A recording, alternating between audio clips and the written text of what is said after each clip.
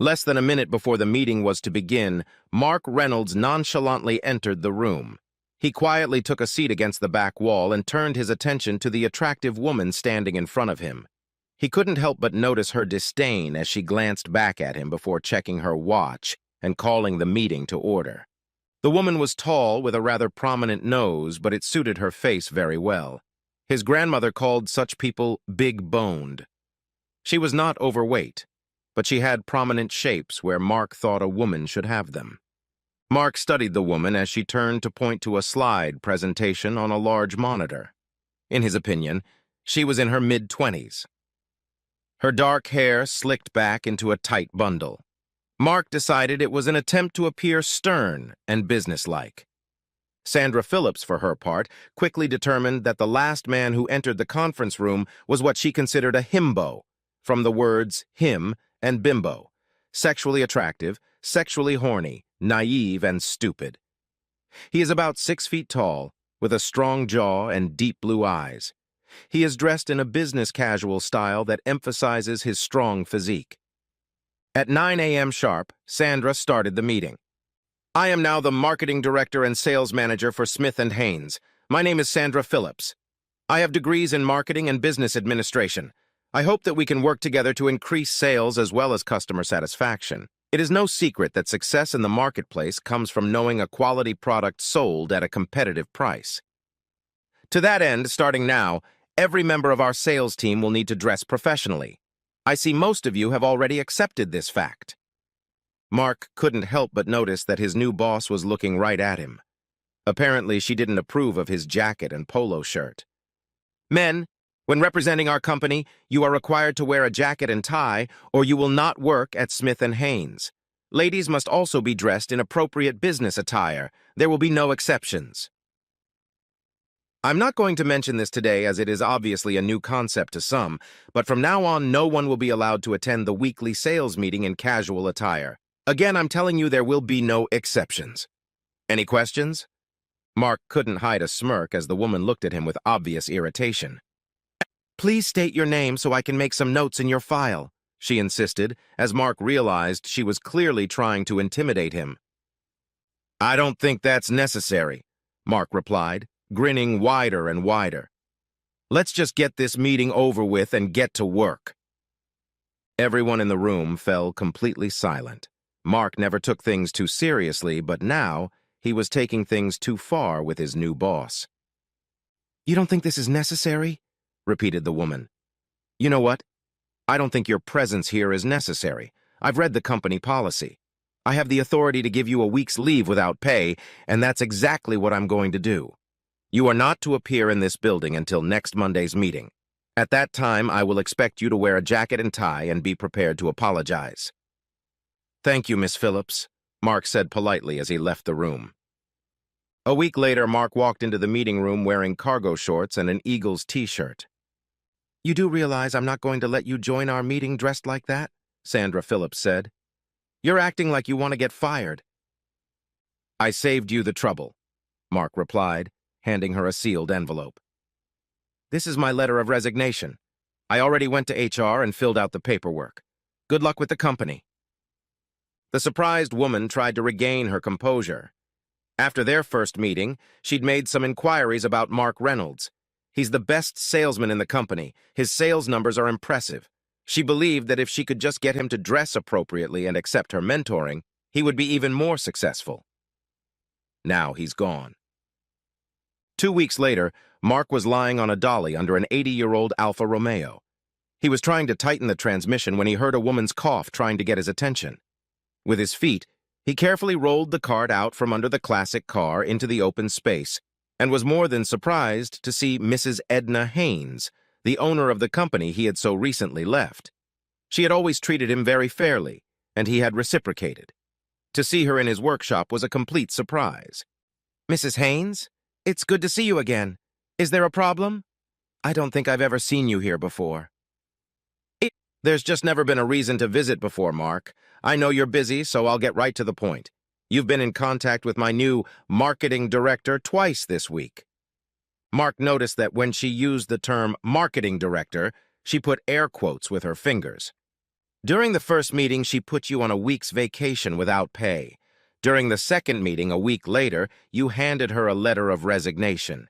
It occurred to me that the two of you didn't get along too well. Mrs. Haynes, when I started working for you many years ago, I said I wasn't going to cling to your company at all costs. This young lady showed up out of the blue, said my choice of clothing was inappropriate, and suspended me for a week. It made me realize that my time at Smith & Haynes was up. She and I will never look at things the same way. She's the boss, and my decision wasn't a hard one. It was easier for you than it was for us, Mrs. Haynes stated. We're already having trouble keeping your customers. More than a few of them have told me that they can get the same product for less money elsewhere. It is because of your dedication to the terms of the contract that many of our buyers have stayed with us. 2 days ago, I heard a story about how you drove 250 miles with a box of specialty bolts when you got a panicked call from one of your customers. They had been forgotten to order them along with other items we were supplying. You traveled a long way to make sure the customer was satisfied. It's just part of my job, I guess, Mark replied. It's nice that my gesture is appreciated, but it doesn't explain why you're standing here today. I don't work for you anymore. That's exactly the problem I want to solve. I'm willing to increase your commission as well as your base salary if you agree to return to Haynes & Smith, the older woman offered. Ma'am, I left your company for 2 different but very good reasons, Mark explained. The first is that my own business is growing. It's my future, and I'm working damn hard to make it a success. The second, more obvious reason is that your new marketing director has a grudge against me. I just don't want to waste my time listening to her ramble on about how to be a better salesperson. She has 2 college degrees and no real-world experience. I honestly don't know how she managed to get the job. Mark heard a sigh from the doorway. Turning around, he saw Sandra Phillips standing nearby. To his embarrassment, she was listening to his every word. He quickly tried to soften the harshness of his words. I'm sure Miss Phillips is highly qualified and will do a fine job for you. I'm just too stubborn and set in my ways to learn new methods. She deserves to be surrounded by the best people who will take her suggestions, follow her edicts, and work to expand the company. You've demonstrated, and why you're so good at sales, Mark. It was a very good way out of the crisis, Mrs. Haynes acknowledged with a smile. I thought you might refuse my offer, so I have a backup. If you agree to work with Sandy for 1 month and be her mentor, I'm willing to compensate you for a lot more than you bring home, and that's a lot. You should know that Sandy is my granddaughter, and she is the future of the company. In trying to establish herself, she went a little overboard, but now she has a clearer vision of our mission. I'm sure she'll do well, but I don't think she'll be very receptive to my suggestions and business methods. She has 2 college degrees, and I'm lucky to have at least graduated from high school. Mark, don't try to play me for a hunchback. I'm the one who hired you. As I recall, you were 5th in your class and pretty popular. Played on 2 sports teams, was in debate club, and was student council president your senior year, Mrs. Haynes said. You said you have a 7-year plan to build your automobile business and will probably leave Smith & Haynes at that time. There are 3 months left in the 7-year term, and I am only asking for 1 of those months. I believe that hands-on experience will greatly enhance Sandy's understanding of her position, as well as give her a better understanding of what her salespeople face in their work. As Mrs. Haynes finished speaking, Mark saw her look at her granddaughter and nod slightly. Mr. Reynolds, I'm not proud of the way I acted when we first met, Sandy admitted. My grandmother explained to me how stupid I was and that it shouldn't happen again. If you accept my grandmother's offer, I assure you I will cooperate fully and try to adopt as much of your sales style as possible. Mark understood how hard this apology was for her, even felt some admiration for her. She was willing to take the hit to improve her relationship with her grandmother and, hopefully, better understand how Smith & Haynes had managed to run a successful business for over 50 years. Mrs. Haynes, Miss Phillips, I absolutely must finish work on this car. I must finish it by tomorrow night. The day after tomorrow is the 1st of the month. I'll be in the office, ready to work. I'll give you the month you ask for. Mark saw Mrs. Haynes nod to her niece again, whereupon the young woman gave him a very sweet smile. Mr. Reynolds, my grandmother and I really appreciate your generosity. I assure you, I will be ready to get to work. I look forward to learning as much as I can from you." Mark looked at Sandy Phillips and shifted his gaze to her grandmother. He had a few questions on the tip of his tongue, but decided not to voice them. He knew Mrs. Haynes must have been pretty hard on her granddaughter. Sandy had made a 180-degree turn from her original position. Mark didn't claim to be an expert on women, but he knew that Sandra must be feeling out of sorts after what she perceived as a defeat at his hands. How cooperative she would prove to be remained to be seen. 2 days later, Mark returned to work a few minutes early.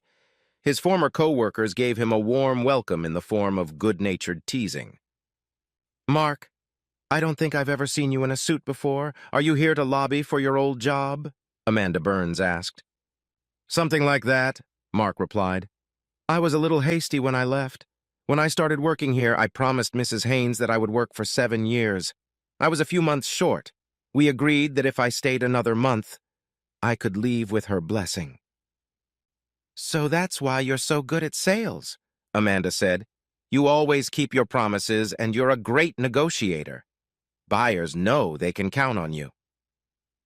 Sandra Phillips was just outside the room and heard Amanda's assessment of Mark's qualities, as well as his response. "Mr. Reynolds, thank you for trying to spare my feelings," Sandra said with a slight smile. "Amanda, the truth is that Mrs. Haynes was unhappy with my handling of Mr. Reynolds' sudden departure. He will be my mentor for the next month in hopes that I will better understand the company's products and customers. To that end, I plan to take you with me to meet the customers I work with and make a favorable impression on them," Mark said. "With your education and physical attributes, it shouldn't be difficult." After Amanda left the room, Sandy decided to make sure Mark understood her position. "You just mentioned my physical stats. You have to realize that I will not compromise my values, no matter how significant, for sales." "Good point," Mark agreed. "I strongly recommend that you never meet, contact, or behave inappropriately with customers. It won't end well for you or the company." "I'm glad you feel that way. I was worried that you were going to suggest that I use all the physical indicators, as you called them, that I have in order to make the sale," Sandy admitted. "I'm afraid I still don't quite get it. There's nothing wrong with flashing your best smile, showing your legs and a little cleavage in a professional manner, of course. You're going to have to socialize with men on a regular basis. Believe me when I tell you that in the world of sales, an attractive woman's smile makes a big difference." "And you're suggesting I use sex for sales?" Sandy asked in amazement. "No, on the contrary, I'm telling you not to use sex for sales for any reason ever," Mark insisted. "Sexual attraction is okay, but sex in any form is not. You're an attractive woman with an enviable figure. There's nothing wrong with using that to your advantage." Sandy looked at Mark for a few seconds before replying. "If that's a compliment, you missed the point. I've agreed to learn your sales techniques and apply what I find useful, but I will not show off my legs or breasts for the sake of sales. As a man who clearly lacks the legs and cleavage to seduce other men, how can you even make sales? If I'm dealing with men, I use my knowledge of the product and my ability to gain their respect and often their friendship. If I'm selling to women, I do the same. Plus, I give them my best smile and try to discreetly appeal to their imagination." "Is that why you like to wear polo shirts? Do you want to use your looks and physique to influence a sale in your direction?" Sandy asked. "Make no mistake about it, I never date or get involved with anyone who has anything to do with the company we do business with. But there are a few ladies who may brighten up a bit when I walk in the door. There's nothing unethical about that," Mark replied. "I understand that it can help the sale, but the deciding factor should be the product and the price," Sandy said definitively. "That's why we'll spend the next month visiting customers and studying practical applications. We'll constantly test and refine our sales techniques," Mark promised. "That makes more sense than arguing about it now. Next month will be interesting." Sandy was looking forward to visiting clients and establishing a solid business relationship.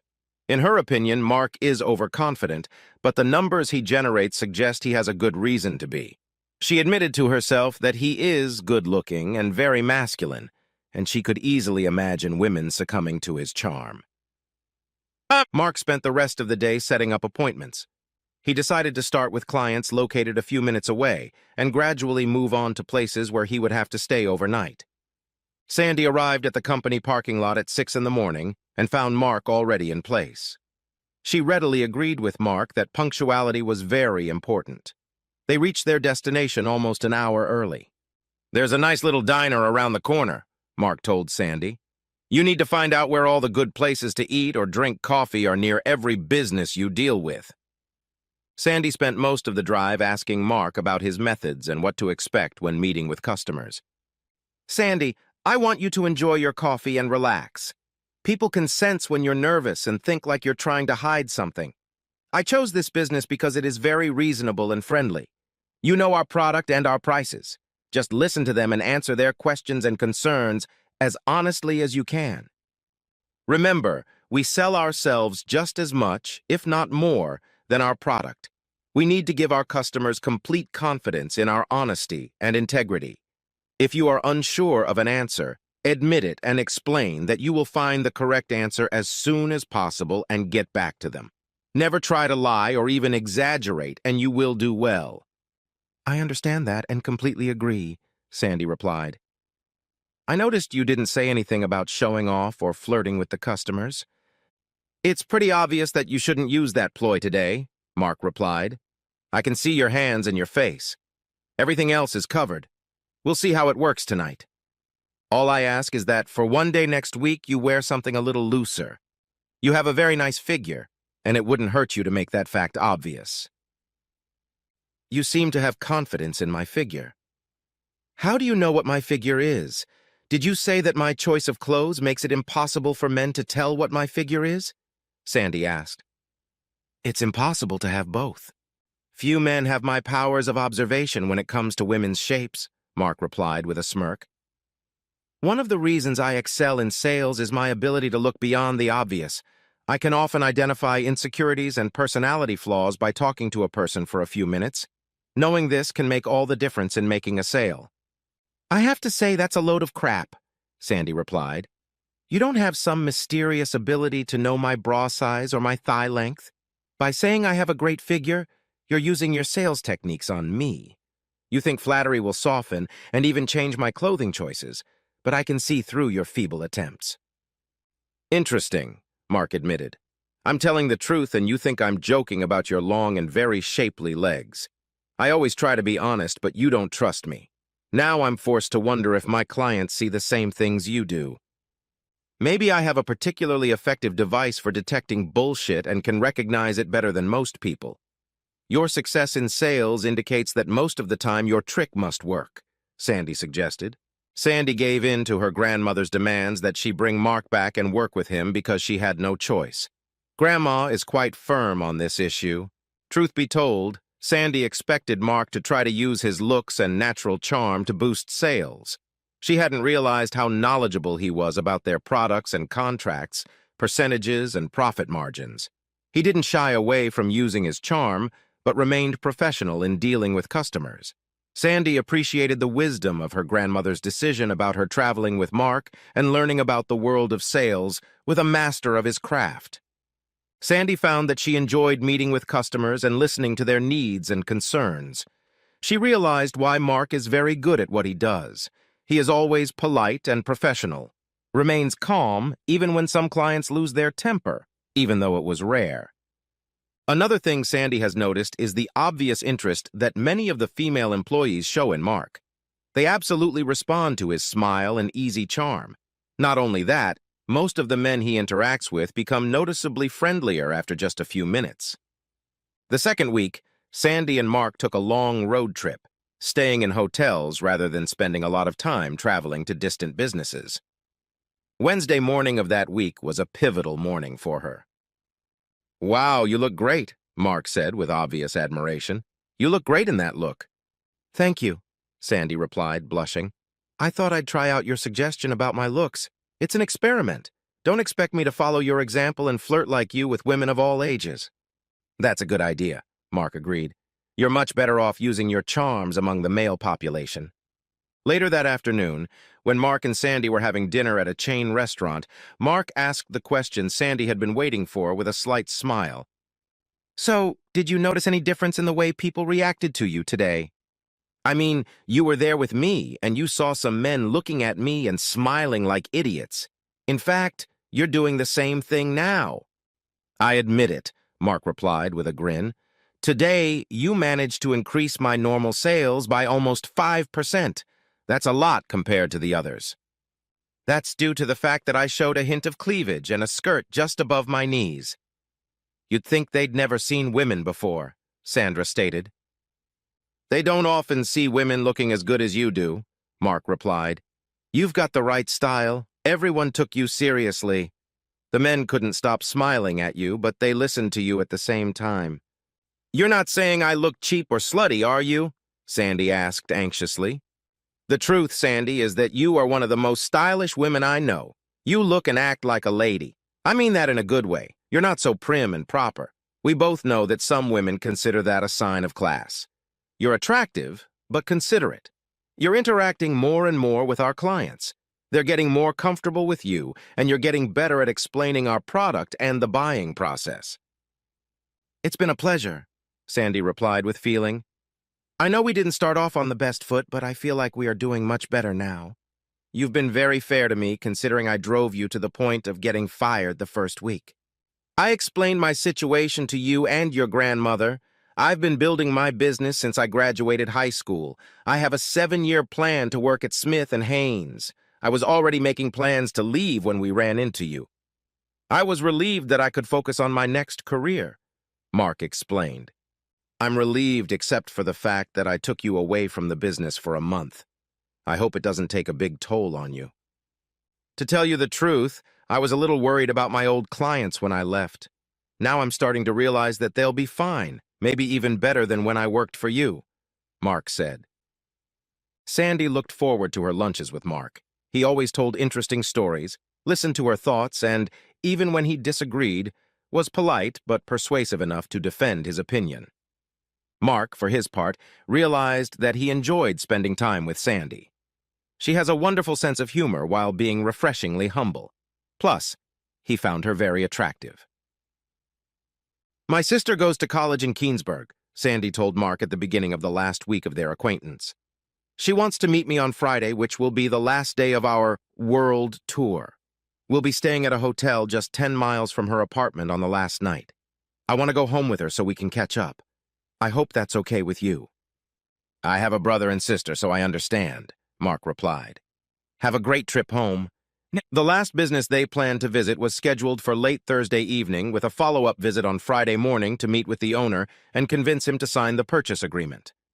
Having wrapped up work early Friday morning, Mark hoped to make it home in time to drive home in the afternoon. Mark thought the meeting on Thursday afternoon had gone well, except for one very serious problem for him. The 30-year-old son of the company owner had a crush on Sandy. Mark admitted to himself that the guy was good-looking, but past experience with him had changed his mind. He's assertive and challenging.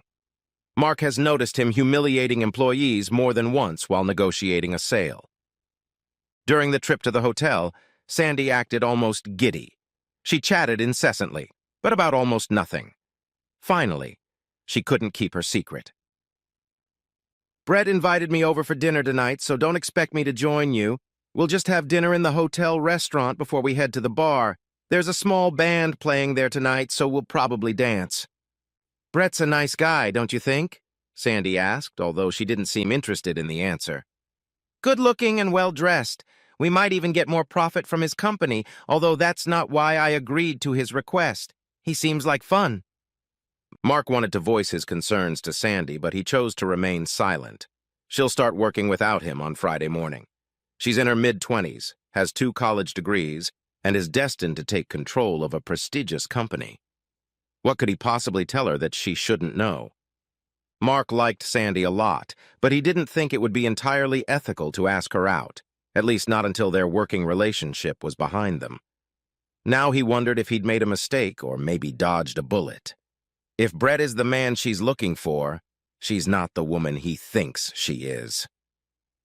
Mark ordered dinner for the room while working on emails regarding his classic car restoration business. He was proud of the success of his business, started it right out of high school. Now intends to devote all of his time and energy to his business. His time at Smith & Haynes had finally come to an end. Just after 11 o'clock in the evening, Mark decided that was the end of the day and went to bed.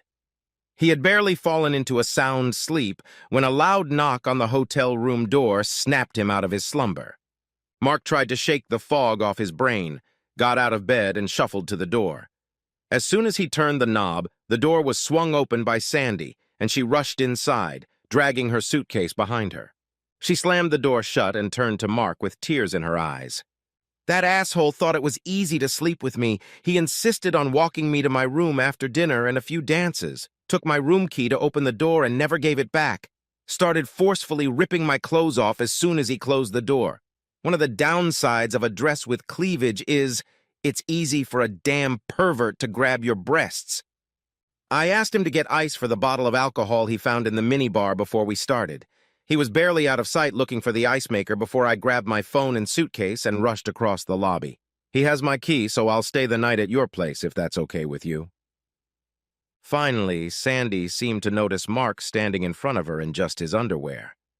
She slowly ran her eyes over his chest and lower body. "I guess you sleep in your underwear.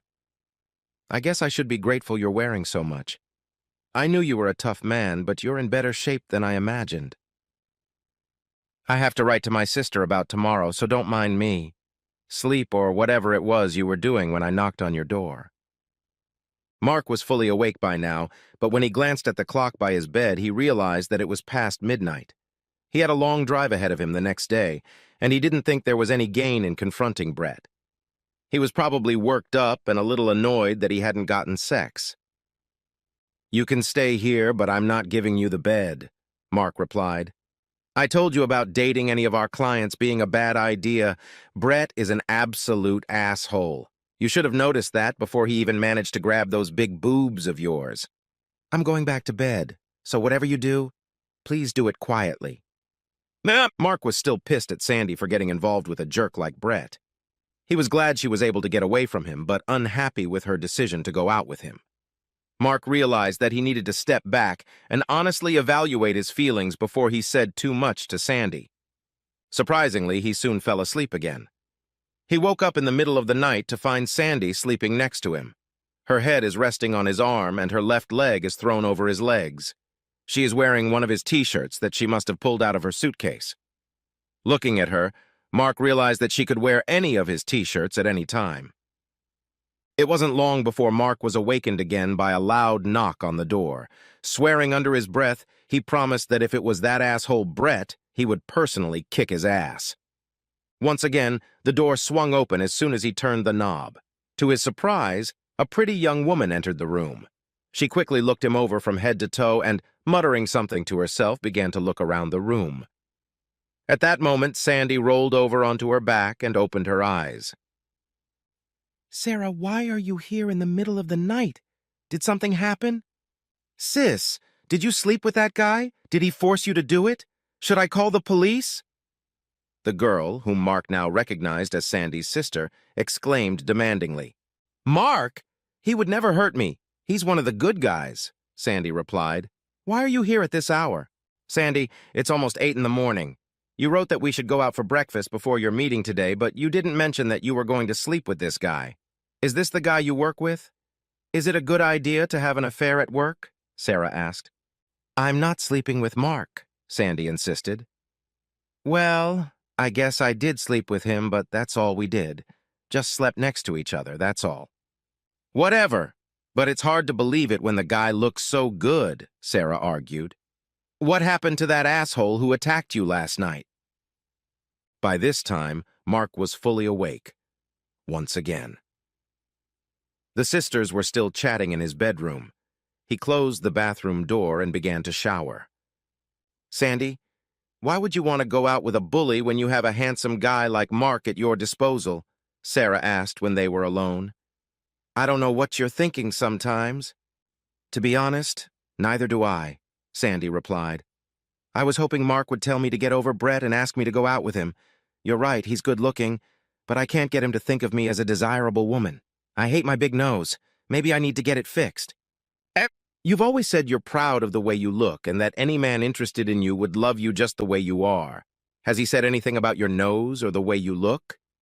Actually, he always tells me I'm attractive. He just doesn't pretend to believe it. He's great at his job, but he doesn't seem to care much about his personal life, Sandy complained. Sis, when he opened the door, he had a serious look on his face. I can't tell if it's your fault, but I wouldn't be surprised if it is. Maybe he's shy, or maybe he doesn't want to date a woman at work. Is that a bruise? Sarah asked suddenly, looking at her sister's cleavage. Where? Oh, shit, Sandy declared, peering into the t-shirt she was wearing. I told you that asshole was mean to me, but I didn't tell you the damage he did to me. I didn't want you to worry. He came into my room last night, uninvited. He just slipped his hand into my top, grabbed my breasts, and squeezed them hard. He was drunk and saying all sorts of stupid things about how he liked it rough, and that I would learn to like it too. I had to use all my sales techniques to get him to go get ice. Like I said in my message, he still had my room key, so I grabbed my suitcase and phone and rushed here to Mark's room. This guy had hurt me, and I was afraid he wouldn't take no for an answer. Did Brett squeeze your breasts so hard that they were bruised? Mark asked demandingly. Sarah and Sandy were surprised to find Mark standing behind them, wearing only a towel wrapped around his chest. The expression on his face was one that Sandy had never seen on him before. He was beyond furious. Seeing how upset he was, Sandy immediately responded, Yes, he left marks on my left breast. I didn't encourage him or give him any permission to touch me, Mark.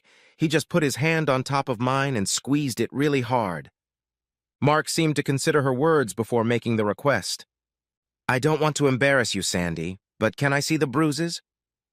If Sandy was surprised at the request, her sister was simply stunned as Sandy nodded and pulled the top of her t-shirt down enough to expose her left breast. It never occurred to Sandy to refuse Mark. She watched the intensity of his emotions playing across his face. It was obvious that he was very upset. She couldn't help but feel excitement mixed with worry as he studied her breasts so intently. She wondered if he was really going to touch her when he ran his hand a few centimeters away from the bruises and nodded to himself, imagining exactly how Brett was squeezing her. Sarah, please take some pictures of those bruises on Sandy's phone, Mark asked, finally taking his eyes off Sandy's torso. I don't know how this is going to work out, but we may need them. Be sure to take some clear pictures. It's obvious the bruises were done by a big hand. He's going to be damn sorry he did that to your sister. I guarantee it. Mark was still upset as he opened his suitcase and pulled out clean boxers. Dropping the towel and dressing in his briefs, he muttered something to himself. Sarah's sigh brought his attention back to his surroundings. I'd forgotten where I was for a minute. Or rather, I knew where I was, but I'd forgotten that there were ladies present, Mark said. I'm thinking about that low-life asshole and how a father allows his son to take liberties at work. Thinking back on some of the things I've seen and heard over the years, I realize I should have done something. At the very least, I should have ended our business partnership. Sandy, you're not going to work today. Have a good breakfast with your sister and drive home safely. I'll take care of business here. Just relax and enjoy your time with Sarah. What are you going to do?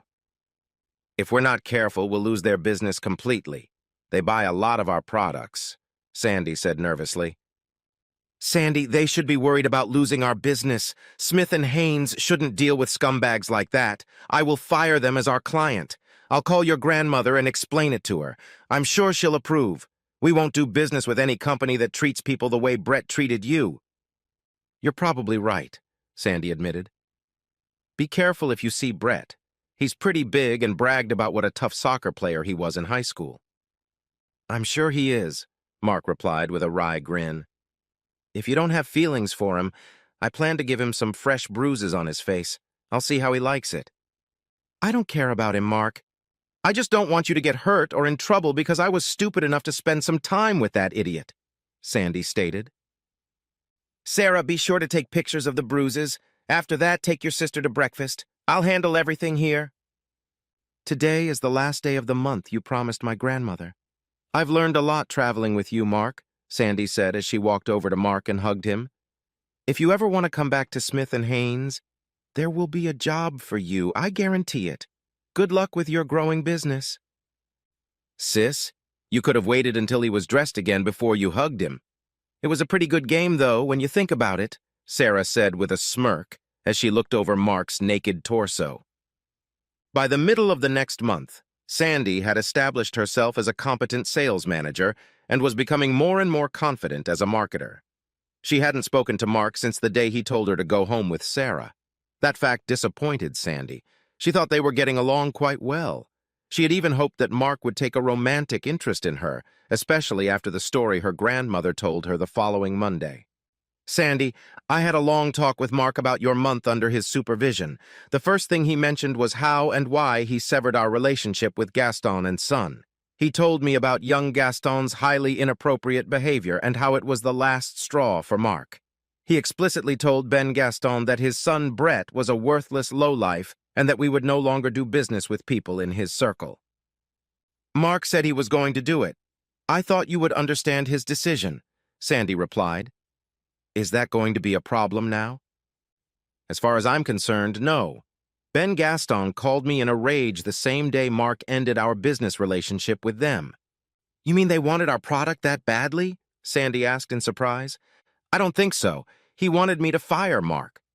Mark seems to have said something unpleasant to Brett and also to Ben. Mark was almost to his car when Brett caught up with him in the company parking lot." "The police have the surveillance video." Brett punched Mark in the face. "Oh no, I warned Mark that Brett is a big guy and pretty tough." "Was he hurt?" Sandy asked. "Yes, spent the night in the hospital, but he is expected to make a full recovery." After the police asked a few questions and reviewed the surveillance video, Mark was not charged. "It was clearly self-defense," Sandy's grandmother slyly replied as Sandy cried out in surprise. "Grandma, are you telling me that—" "Mark kicked his ass," Mrs. Haynes replied with a wide grin. "You made a very good impression on Mark. He admitted that he wasn't disappointed when Brett attacked him. He was very angry that the idiot had treated you that way. Is there anything going on between you and Mark by any chance?"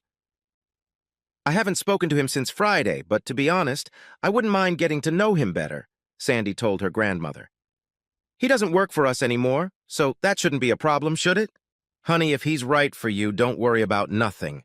You're right, as long as he doesn't work for us, it's fine. Honestly, I would never pass up the opportunity to date a man like Mark for any other reason than our feelings for each other." Sandy thought about contacting Mark, but couldn't think of a single good reason to do so. If he was even remotely interested, he would have called her or stopped by work. 3 weeks later, Sandy and her family attended the wedding of one of her cousins. Sandy's grandmother is one of 4 sisters. 3 of her sisters have several children each, and now the sisters' granddaughters were becoming adults and finding spouses. Sandy has 12 cousins, and all of them were attractive. Sandy spent a lot of time with them as they grew up. They got along with each other like sisters. As the girls moved on to high school and college, Sandy began to feel left out of their conversations, which mostly centered on boys. Sandy considered herself the least attractive cousin. While others told stories of dating and romance, Sandy contributed very little. Her cousins noticed this. In school, Sandy was focused on her studies and did very well academically, but never had anything resembling a serious relationship. Sarah insisted that Sandy's lack of suitors was due to her strong and unyielding character, convinced Sandy to be less demanding and critical. Guys just don't like girls who are bossy and pushy. Although Sandy recognized that Sarah was right, she was unwilling to put up with mediocrity in herself and others. This attitude goes a long way toward explaining why she so often stayed home on weekends while her friends and cousins went out on dates. Now another cousin is getting married. Sandy has been to enough weddings like this to know how it's going to be. First, all the girls will introduce their groomsmen. Eventually, Sandy will be asked if she has anyone, even though all her cousins know about her dismal dating history. Sandy will be the center of several awkward minutes as the girls list the names of possible suitors and reasons why they might be a good fit for her. Eventually, the conversation would turn to less painful topics. At the reception, Sandy felt like she was experiencing déjà vu all over again. Her cousin Angela had just married a handsome, athletically built guy. and all the cousins agreed that she had managed to find a good husband. "Sandy, did you come with your significant other today?" Marie asked, loud enough for the other women to pay attention.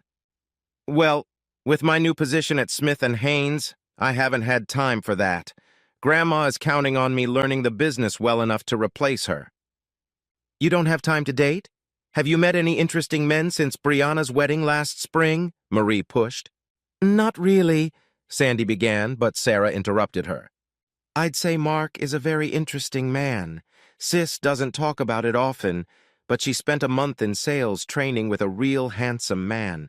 Sandy loves Sis for trying to improve her standing in the community, but she's worried about the inevitable questions she'll be asked." "Besides the jokes," Cousin Charity joins in, "the affair at work? Is it still going on, and what does this guy look like?" "Well, Sandy managed to say before Sarah revealed the shocking information. "Walking through the door right now," murmured Sarah, looking at the entrance. Mark was smiling and shaking hands with the groom who was standing at the entrance greeting the guests.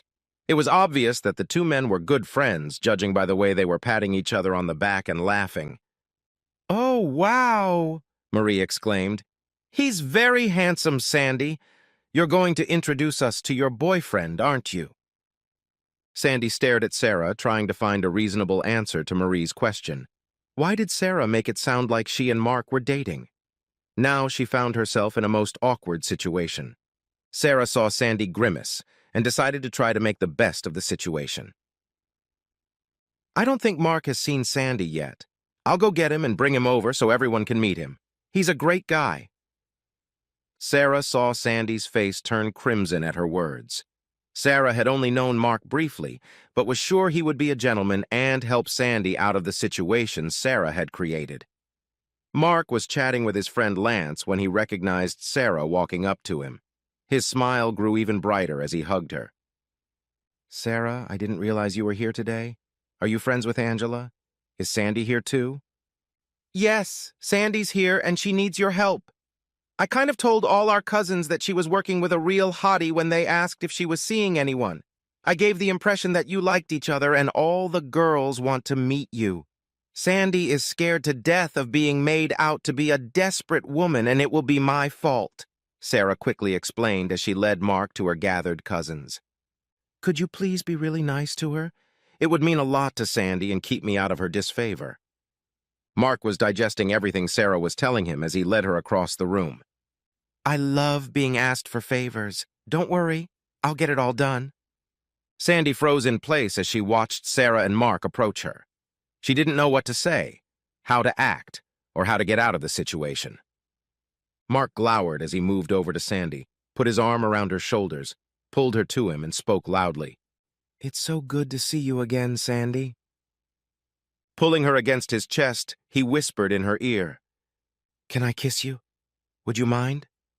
When he released her from his embrace, Sandy looked questioningly into his eyes. Seeing what she was looking for, she nestled her lips against Mark's. He needed no further encouragement as he pulled Sandy to his chest again. Sandy lost track of time as she was completely ruled by her emotions. She was relieved that Mark had asked to kiss her, that she was in his arms, and that he didn't care who saw them. She didn't want this moment to end. "Sis, you've caused a bit of a scandal here," Sarah said quietly, but loud enough for the others to hear, to her sister. "All those sluts are getting wet just looking at you."